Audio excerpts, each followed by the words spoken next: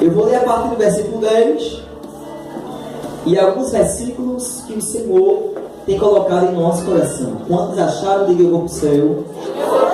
Quem não achou, diga eu vou aprender, vou procurar mais para ser mais rápido.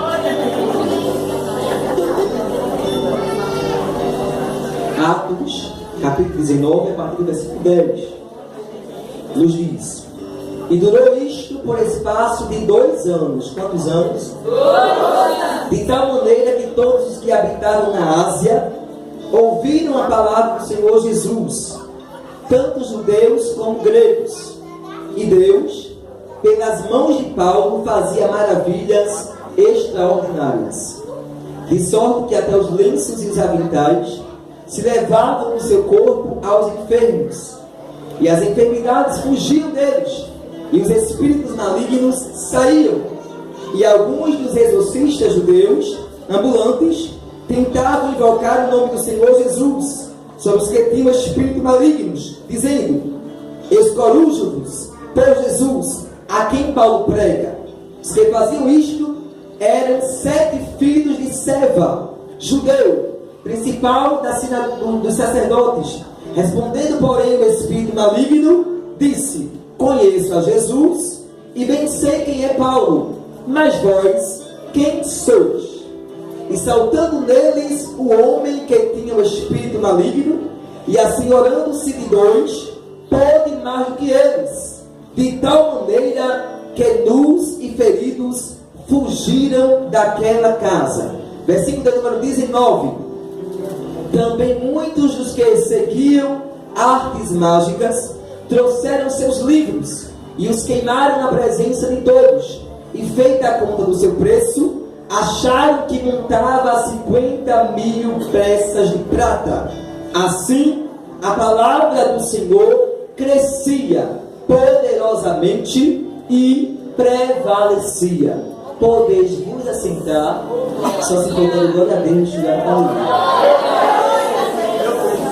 irmãos, o texto a qual acabamos de ler, e que tomaremos por base para a nossa meditação nessa noite, é um texto tremendo, profético e muito espiritual. Toda a Bíblia, de Gênesis a Apocalipse, para entendê-la é necessário que seja espiritual, porque o homem natural não compreende as coisas de Deus.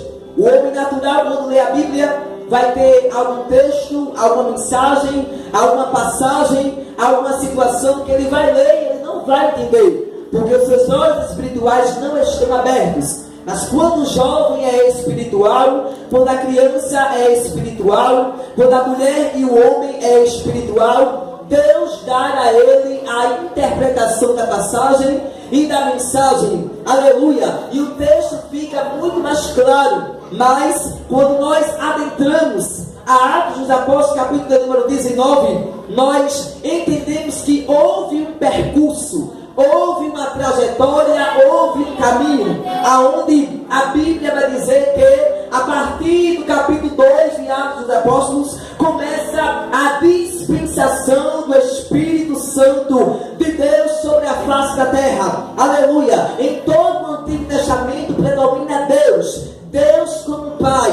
Deus fala através dos patriarcas, Deus fala através dos profetas maiores, Deus fala através dos profetas menores, e é Deus Pai quem está falando para eles. Em todo o Antigo Testamento, nos 4 evangelhos, aleluia, impera o Deus Filho, Jesus Cristo em carne, Jesus Cristo em homem, evangelizando, curando, ensinando, praticando amor, praticando oração. O Deus Filho predomina nos 4 evangelhos, Mateus, Marcos, Lucas e João. Mas a partir de Atos dos Apóstolos, predomina o Deus Espírito Santo. Levanta a tua mão direita e diga assim comigo: eu tenho o Espírito de Deus na minha vida.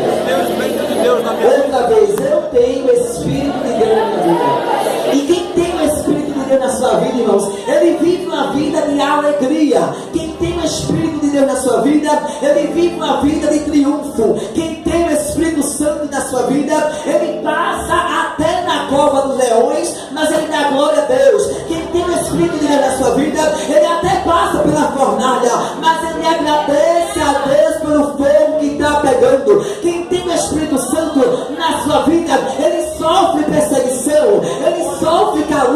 ele sofre fofocas e disse-me-disses, ele sofre apontamentos, ele sofre algum tipo de adversidade ou de tempestade, mas ele sabe que o Espírito Santo vai controlar a situação. Eu já quero profetizar nessa mensagem que a situação que você está passando, Deus está controlando, ele está no controle, ele está desenvolvendo a história, como também já tem a conclusão desse negócio. Portanto, alegra-te, fortifica-te, anima-te, extravasa na fé, porque o teu final será um final feliz para a glória de Deus.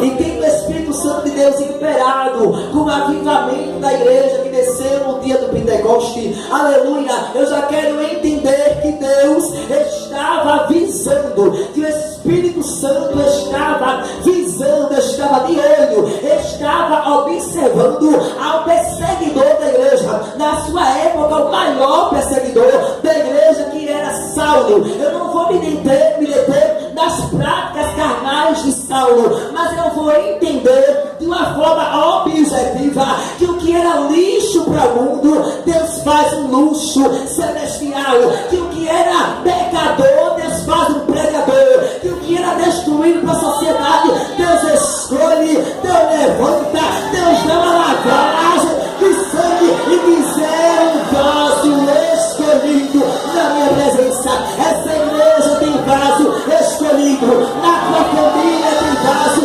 escolhido, na tua casa tem vaso escolhido, e Deus vai usar a terra.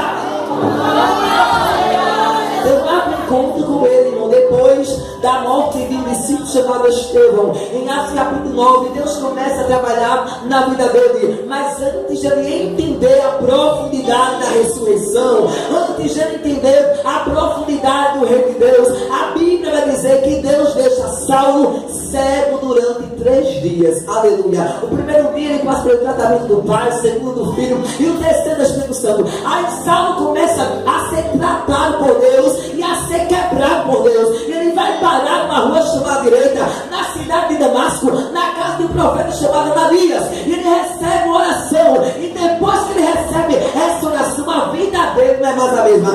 Aquela pessoa que tu conhece, que é tão rebelde, que está com o coração de pedra, que está tão incrédulo para as coisas de Deus, Jeová lhe diz: eu vou lhe usar, você vai orar por ele, vai orar por ela. Agora chega na terapia, e ele vai libertar da terra, porque ele é Deus. Aí Jeová começa então a trabalhar na vida de Saulo. O Espírito Santo toma conta da vida dele, abre a mente, abre a inteligência, coloca a sabedoria, coloca a dignidade, coloca a moral e coloca a sede de buscar. E quando Paulo, aleluia, agora convertido, começa a ter sede de buscar, quanto mais ele vai buscando, mais Deus dá a ele. Quanto mais ele vai orando, mais Deus dá para ele. Quanto mais ele vai se envolvendo na obra, mais o Senhor vai usando a vida dele. E ele começa a evangelizar e a pregar acerca do reino. Ele também começa a sofrer alguns açoites, algumas perseguições pela lei, o governo da época. Mas parece que quanto mais Saulo é perseguido, mais ele fica crente. Parece que quando Paulo é perseguido, mais ele fica convertido. Parece que quanto mais alguém tenta prender a vida dele, calar na boca, prender no corpo, mais ele tem sede de falar do amor de Deus e de falar que Jesus um dia o encontrou e repreendeu aquela cegueira espiritual. E ele começa a passar por cidades, ele recebe uma voz e a voz diz: olha, eu te chamei para ser um grande missionário. Através de ti eu vou converter judeus, eu vou converter gregos, eu vou converter muita gente, e eu vou te usar para pregar. E ele começa a pregar, e ele passa por várias cidades, muitas cidades, e ele vai passando por Cesareia, vai passando por Macedônia, mas a última cidade que ele passa é a cidade de Éfeso, onde nós encontramos aqui o capítulo 19. Cidade de Éfeso que era marcada pela vaidade, cidade de Éfeso que era marcada por uma forte idolatria. Cidade de Éfeso, alguns habitantes tinham lá um templo, aleluia, destinado a uma deusa chamada Diana, a deusa da fertilidade, a deusa do amor, onde sacrificavam-se a ela, doavam-se tempo, aleluia, essa deusa Diana. E a Bíblia vai dizer que justamente na cidade de Éfeso, o Espírito Santo conduz a Paulo. E ele começa lá a pregar. E quando ele começa a pregar, as pessoas começam a ouvir um Deus desconhecido. As pessoas começam a ouvir um Deus aonde o Evangelho ainda não tinha chegado. Estamos, irmãos, voltando para uma época que não tinha Facebook, que não tinha internet, que não tinha WhatsApp, que não tinha as redes de telecomunicações como hoje se tem. E a propagação da palavra pode chegar mais rápido. Estamos falando de uma época em que a anunciação, a propagação do Evangelho era de boca a boca. Andava-se a pé, andava-se a jumento, andava-se a camelo, andava-se com animal, andava-se em bandos para fazer a obra. E quando eu olho para Paulo, eu aprendo a viver uma vida de humildade. Quando eu olho para Paulo, eu aprendo a viver uma vida de santidade. Quando eu olho para Paulo, eu aprendo a ter referência daquilo que é ser imitador de Cristo. Já foi alguém aqui que quando, aleluia, vem do Evangelho, vem de um dom, vem da música, vem do talento, vem da pregação. Mas eu quero profetizar que nessa terça-feira Deus está levantando uma geração como levantou a Paulo.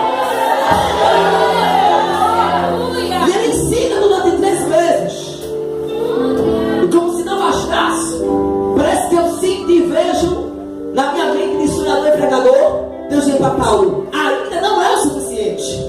Você tem pregado 3 meses aqui em Éfeso, mas a idolatria ainda está no coração do povo. Prega mais, evangeliza mais, persevera mais. E a Bíblia vai dizer que ele permanece na cidade durante 2 anos,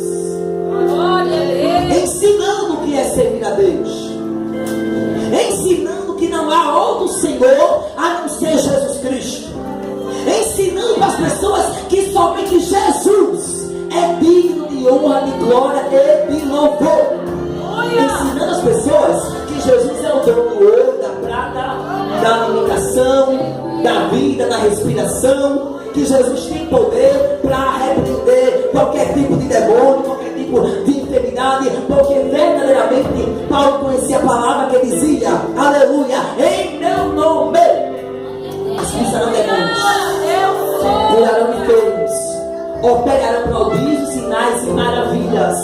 Em meu nome farão coisas maravilhosas. Em meu nome eu vos dou poder, eu vos dou autoridade, eu vos dou legalidade para vocês efetuarem obra tal que o mundo ainda não conheceu.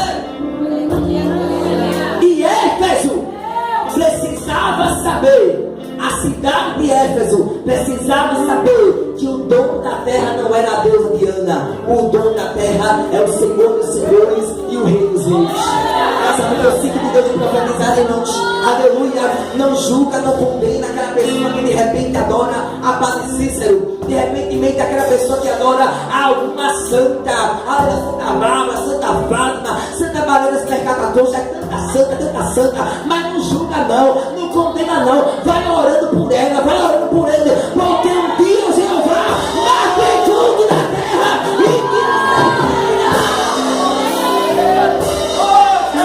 e você vai entender a profundidade da mensagem. Quando ele começa a dizer que o Deus dele é vivo, quando ele começa a dizer que o Deus dele é poderoso, quando Paulo começa a dizer na cidade durante 2 anos e 3 meses, ou até concluir os 3 anos, que significa o ápice do ministério profético e missionário de Paulo, que lembra o mesmo ministério de Jesus Cristo, quando ele começa a pregar na insistência. Aleluia! Eu creio que os incrédulos pedem um sinal. Os Tomé, eu estava aqui no ano passado, e as Tomelitas pedem sinal. Não está pregando aí um Deus que é vivo? Não está pregando aí um Deus que morreu na sexta e ressuscitou no domingo? Dá um sinal! É o pensamento meu, isso.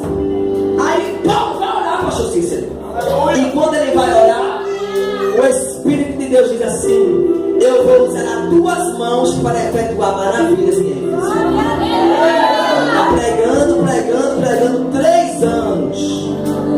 Está insistindo, está anunciando, está dizendo o que eu faço. Aí chegou o momento de eu marcar o teu ministério. Tu vai chegar no teu ápice. E a glória vai ser para tu não, Paulo. A glória vai ser para mim. Eu vou mostrar para esse povo que eu sou invisível, mas eu sou real. Eu vou mostrar para Éfeso que eu não habito em templo feito por mão de homem. Eu vou mostrar para Éfeso que eu não habito dentro de desejo de homem, de prata de homem, nem de objeto, nem de superstição. Eu vou mostrar para esse povo que eu sou real. E ele ora. E quando ele ora, não acontece uma coisa de louco. Olha para quem está do teu lado e diz: o que vai acontecer na tua vida vai ser loucura. Você vai contar e alguém não vai crer. Você vai contar e alguém não vai acreditar. Mas enquanto eu prego, Deus vai surpreender a medicina. Enquanto eu prego, Deus vai surpreender a ciência. Enquanto eu prego, Deus vai surpreender a economia. Enquanto eu prego, Deus vai surpreender juízos políticos.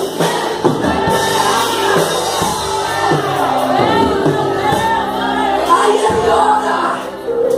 Aí quando ele ora, a unção vem. A unção vem primeiro nele. Ele já tinha a melhor dizendo: mas essa é uma porção nova. E quando desce a unção nova nele, Deus surge as roupas de pau. Aleluia, porque crente não quando ele é pentecostal, lavado, repido, passado e enxugado no sangue de Cristo, até o que ele usa faz a diferença. É na blusa, é na saia, no vestido, na gravata, é no paletó. Deus está dizendo assim: eu vou marcar o teu ministério com missões e milagres. Eu vou marcar. Aí o apóstolo está trabalhando de adonismo. Aí ele deita para dormir. Aí quando Paulo está descansando, eu quero entender que alguém pega o avental que ele estava usando para trabalhar com tendas. Alguém pega o avental e leva embora. Aí quando leva embora, coloca em cima do enfermo. Aí aquele avental que Paulo estava usando, que é colocado no enfermo, cura o enfermo. Aí alguém gosta da notícia, alguém recebe o grave, o pensamento é transformado e alguém diz: verdadeiramente o Deus de Paulo é Deus. Eu vou escutar ele pregar, e quando ele começar a se enxugar com lenço, eu vou querer esse lenço e eu vou levar lá para o fulano de Itaca que está com uma crise de garganta terrível. Aí Paulo está pregando em Éfeso, aí alguém diz: eu quero desse, eu quero desse, eu quero desse. Aí quando ele vacila, aí alguém pega, aí leva para casa, pastor. Aí quando leva para casa, o outro enfermo é curado. Aí fabrica-se mais lenços, fabrica-se mais aventais, porque o povo de Éfeso era um povo supersticioso. Quem está entendendo, diga bem. Até aí era supersticioso.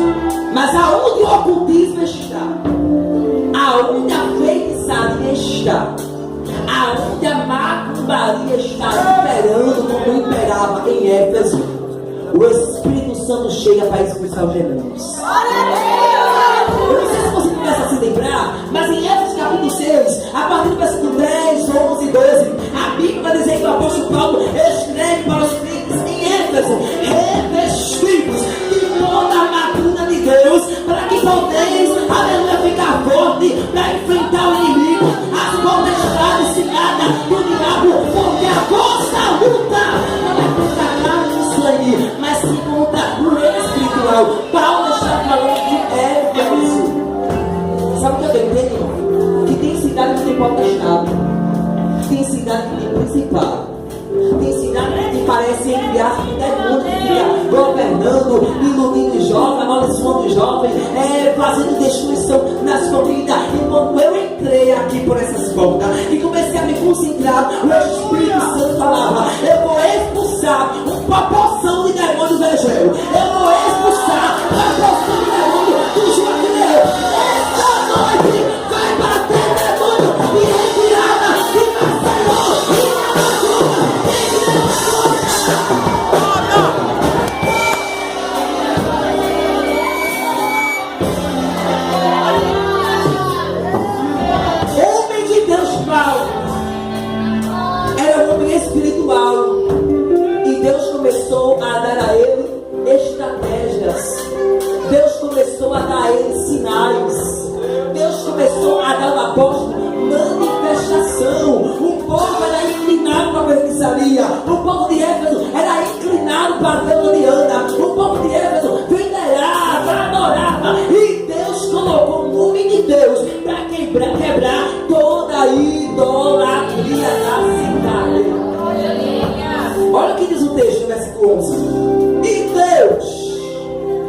pelas mãos de Paulo, fazia maravilhas extraordinárias. Quem era que fazia?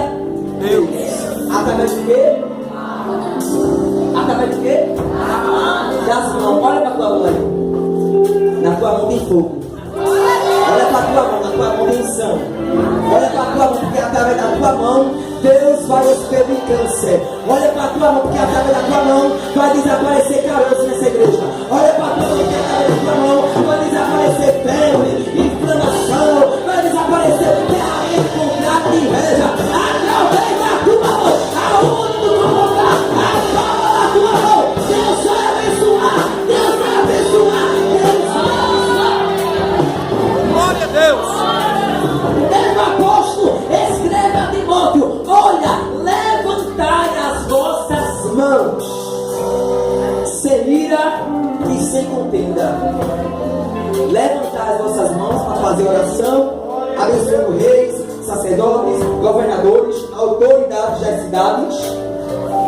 E levantai as vossas mãos sem ira e sem contenda. Quando ele abre a boca para admoestar, quando ele abre a boca para exaltar, era porque estava acontecendo. E Deus tinha uma palavra para você aqui. Sabe por que o milagre ainda não aconteceu de repente na tua vida? Porque você usa a tua mão para apontar missionária. Sabe por que o milagre ainda não aconteceu na tua vida? Porque você usa a tua mão para abençoar a oferta da igreja. De que forma, irmão Adriano? Você só dá resto com a tua própria mão para a igreja. Então não recebe esmola nem resto. Você recebe sacrifício. Eu recebo aquilo que você vou falar tudo, nem que eu pregue aqui uma vez. Sabe por quê? Abre um milagre ainda vai acontecer na sua vida. Aleluia. Porque tu usa a tua mão na tecla para focar na vida de A e na vida de B. E Jeová está dizendo: enquanto você não purificar a tua mão, o milagre não vai acontecer. Enquanto você não purificar a tua mão, o milagre não vai acontecer. Se não me for a memória, o Salmo 105, se não me for a memória, aquele que habitará na casa do Senhor é aquele que vai ter as mãos limpas, o coração limpo, o coração puro. Tem que ter mão purificada, tem que ter pé purificado, tem que ter ouvido purificado, tem que ter sensibilidade do Espírito de Deus. Mãos na Bíblia indica ação. Mãos na Bíblia significa atitudes. Mãos na Bíblia significa operar uma obra, trabalhar, colocar a mão parado. Mão na Bíblia significa doar-se, servir. Certa vez Jesus estava pregando e dentro da sinagoga tinha um homem que tinha uma das suas mãos mirrada.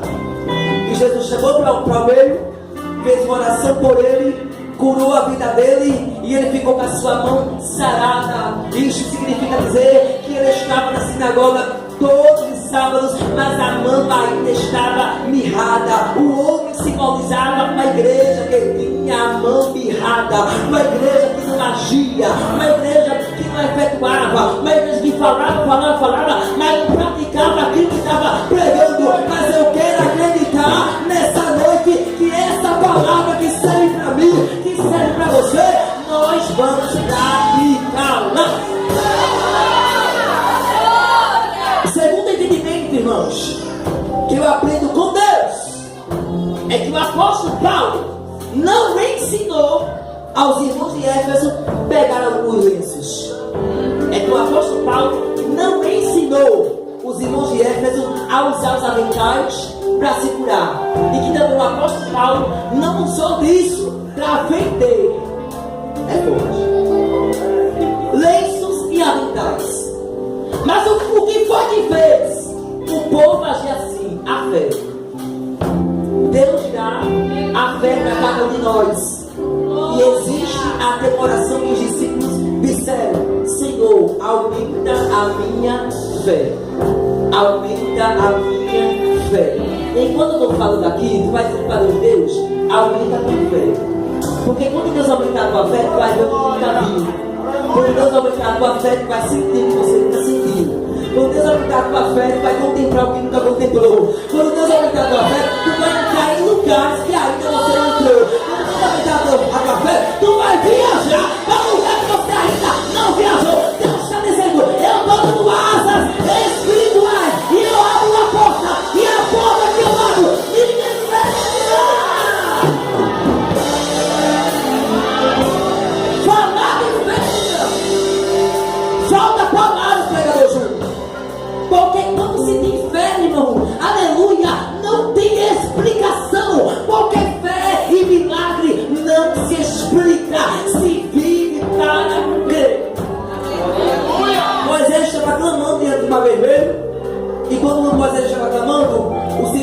para ele: eu não já disse a tu que a ordem vai marchar? Pega o cajado que está na tua mão, lança nas águas, porque o mar vai se abrir. O que é isso? Fé. O poder não estava no cajado, o poder estava na fé. Certa vez o profeta Eliseu, vendo ali assim arrebatado, ele estava diante do rio Jordão, aleluia, e ele disse: oh Deus de Elias, oh Deus de Elias, eu quero, posso dobrar, eu creio que eu tenho, se revela para mim. Aí o Espírito de Deus, o próprio Deus, chega para Eliseu e diz: coloca a capa sobre a água. Ele coloca a capa sobre a água e a unção abre o rio Jordão. Certa vez Jesus estava pregando e tinha um cego que foi até ele, e a Bíblia vai dizer que ele cuspiu com a sua própria saliva sobre o lodo, ali no barro, fez o lodo, colocou assim nos olhos e se lava dentro do tanque Siloé, e o cego foi lá, aleluia, lavou e tornou verde. É isso, é fé. Quando nós temos fé, Deus usa o que é material e realiza algo espiritual. Quando nós temos fé, Deus usa o que é pequeno e faz uma coisa grande. Quando nós temos fé, Deus usa o que não tem nenhum valor. E o grande valor ressurge. Muitas pessoas tocaram nas vestes de Jesus e foi curada, segundo o Evangelho de São Marcos. Mas tem uma mulher que ela ficou muito conhecida porque a fé projeta as coisas. Faz assim, segura aí o que eu li, indicador. É esse não, é esse. Segura aí e diga assim comigo: a fé projeta. Fala comigo: a fé cria. A fé planeja. A fé pensa. A fé é inteligente e fala: a fé executa. Sabe aquele teu sonho? Deus vai realizar. Sabe aquele teu sonho? Deus vai realizar. Sabe aquele teu projeto? Deus vai realizar. A mulher do fluxo de sangue ouviu falar de Jesus. E quando ela ouviu falar, a fé entrou nela e ela disse: se ao menos eu tocar nas suas vestes, eu ficarei curada. Quem foi que falou para ela? Jesus falou? Não. Os discípulos que acompanhavam Jesus falou? Não. Mas ela creu, projetou, planejou, arquitetou, formou um cenário e teve uma atitude. E a Bíblia vai dizer que ela toca. E quando ela toca nas vestes de Jesus, sai do veste virtude que cura ela e estanca aquele fluxo. Ela ainda não está curada, ela está estancada. Uma coisa é estancar a inflamação e outra coisa é estar livremente curada. Mas a Bíblia vai dizer que depois que ela declara o que aconteceu, aí Jesus, como professor por excelência, é como se ele quisesse dizer: não foi a minha veste, a tua fé te salvou. A tua fé te salvou. A tua fé te libertou. Deus está dizendo: a tua fé te cura hoje. A tua fé te levanta hoje. A tua fé te hoje.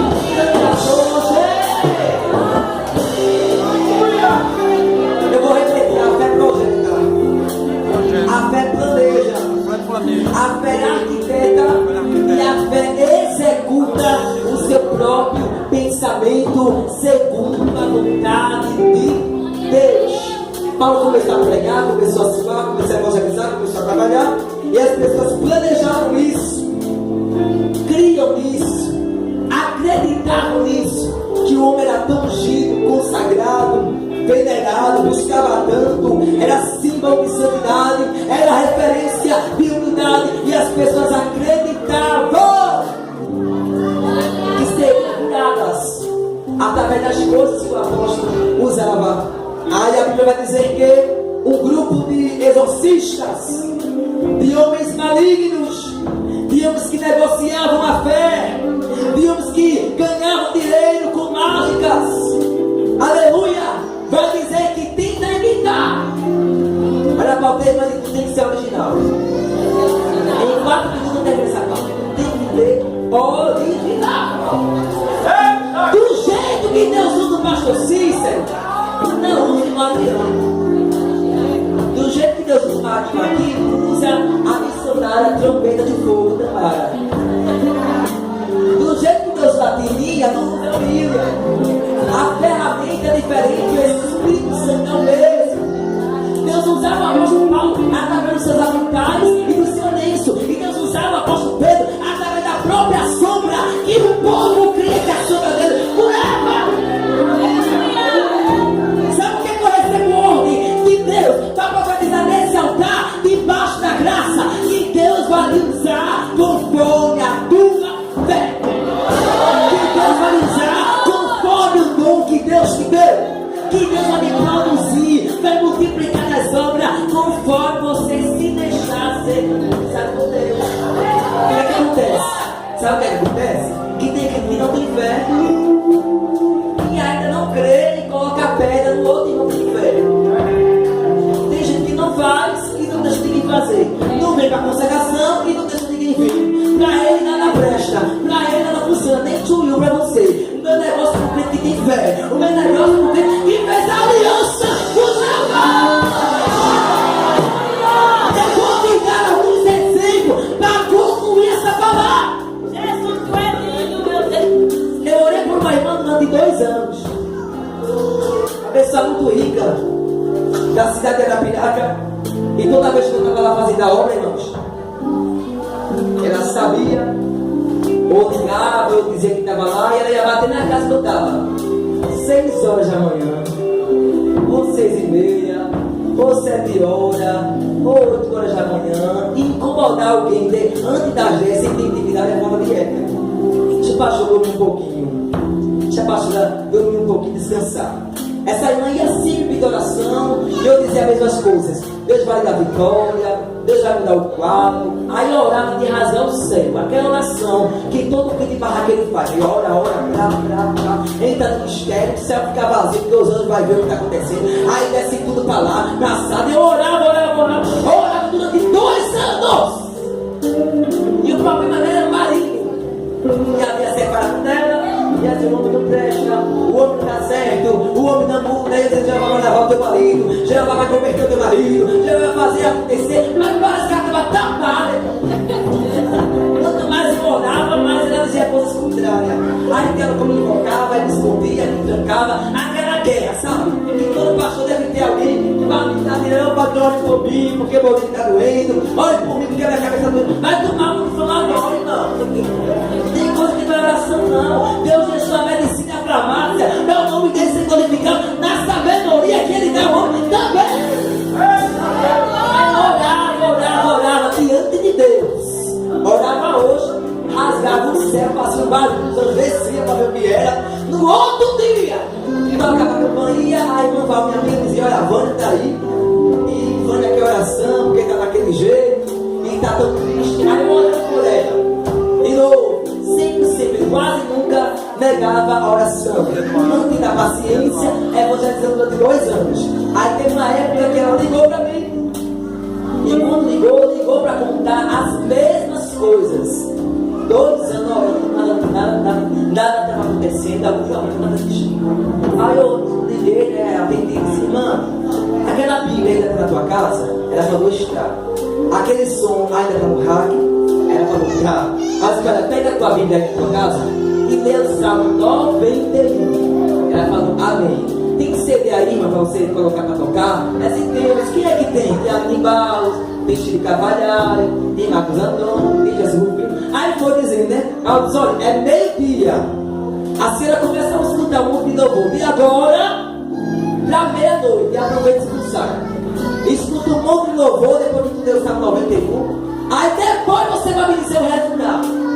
Tem óleo ungido aí na tua casa? Se bem, pega o teu óleo ungido e unge todas as roupas do teu marido. Diga assim comigo: isso é ato profético. Outra vez, isso é ato profético. Aí ela fez, obedeceu. Essa você não vai orar por mim hoje, não. Hoje vai pegar a tua espada, vai ler o Salmo 91, vai ungir a tua casa, coloca a Chico Cavalhari para fazer show ali, coloca o Marcos Antônio para cantar aí, vai cantando, vai cozinhando, vai fazendo tudo, quero saber. Aí fez. Aí no outro dia, irmãos, ela se para da comadre na conta dela, querendo se reconciliar. Hoje ela é dirigente desse coração da Assembleia de Deus. Porque aquela mulher tomou uma atitude de fé, ela deixou de exaltar o problema e começou coisas, se eu for parar para contar, irmão, nós vamos para meia-noite. Uma vez eu estava numa prova terrível, na geladeira não tinha água. Aí eu comecei a orar e eu ia pregar à tarde. E eu dizendo assim: Deus, como eu queria comer uma galinha cozinhada. Deus, como eu queria comer um costume abençoado. Aleluia. E na prova eu não musculei, irmão. Aí eu comecei a orar, irmão. Orar com esse pela vez, manda arroz, Jesus manda feijão, Jesus manda isso, manda aquilo, conta pro meu sobrinho, conta pra mim. Aí comecei a orar para todo câncer. Assim, eu visito no supermercado, tá na hora. Faz a tua vontade, me enche, papai. Não me deixa murmurar. Aí comecei a orar no quarto. Aí quando eu estava orando, irmão, o Espírito de Deus, quem tem Deus falando? Falou para mim: sai do quarto, vai para a cozinha, abre a geladeira e acende o fogo.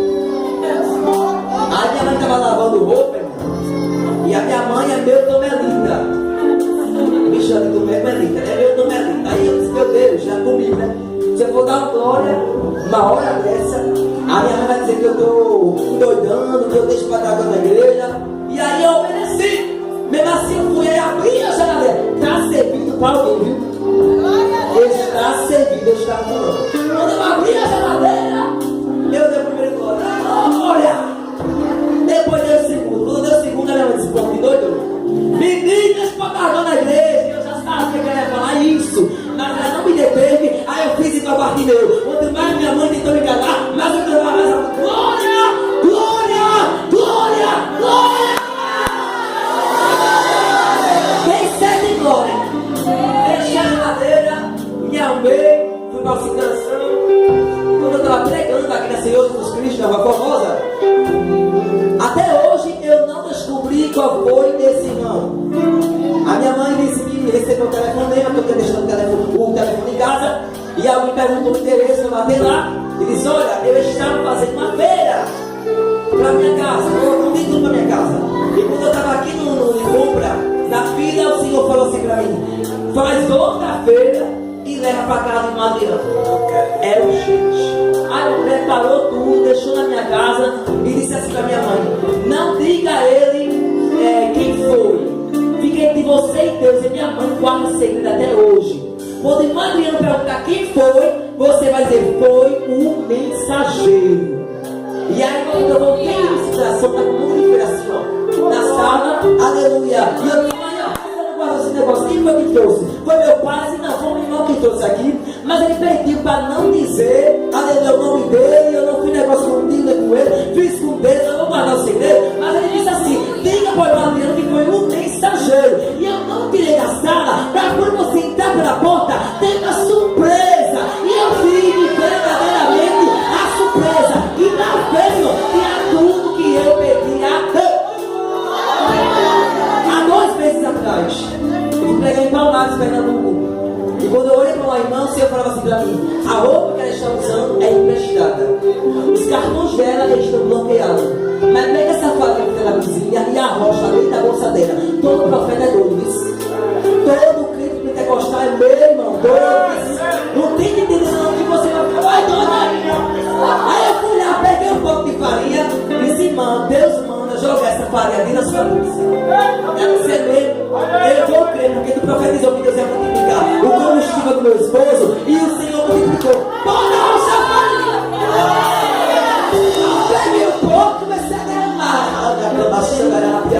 Entre como a seremitria, lavar a chogarapia. E quando eu comecei a derramar a farinha da bolsa, irmã, Jeová começou a me tomar. E 2 dias depois, ela recebeu uma causa que estava presa na justiça de 38 mil reais.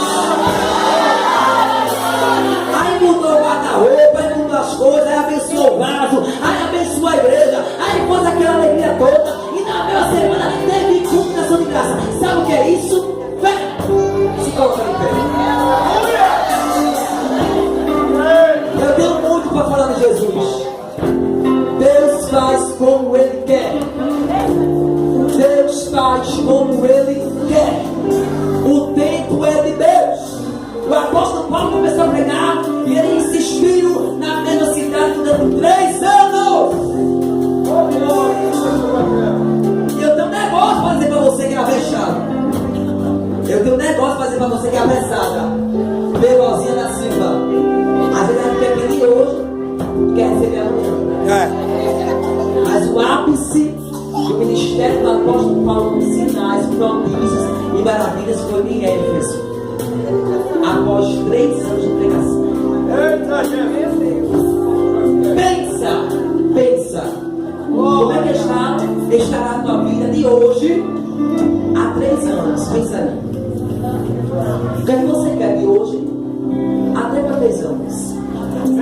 Deus. Quem namora muito dá pra casar, né? Parado ficar. Um dia ficar com uma, um dia ficar com a outra, mas daqui pra 3 anos você não casa.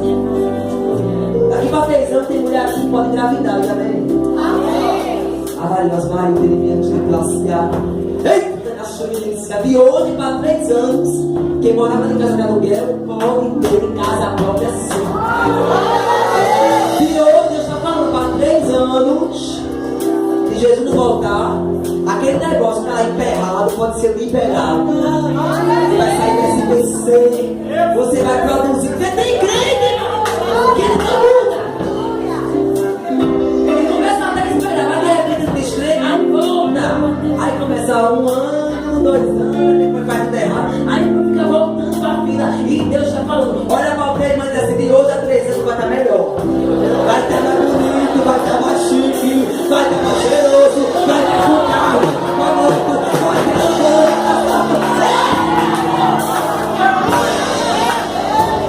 Glória a Deus! Fui olhar uma vez para uma criança que tinha a mão atrofiada. Ela não tinha movimento na mão. E a cirurgia, no dia que eu estava orando por ele, pelo menino de 6 anos, estava marcada para 15 dias depois. E nós oramos. E quando eu estava orando, vai coisa de Deus. Eu falo para tu que crente que crê pelo Evangelho é louco e assumido isso. E quando eu estava orando, já me mostrou umas folhas de maracujeira, né? De maracujá na boneca, mas não mexendo. E eu orava, eu clamava, quando eu via na visão uma panela de alumínio com um monte de folhas.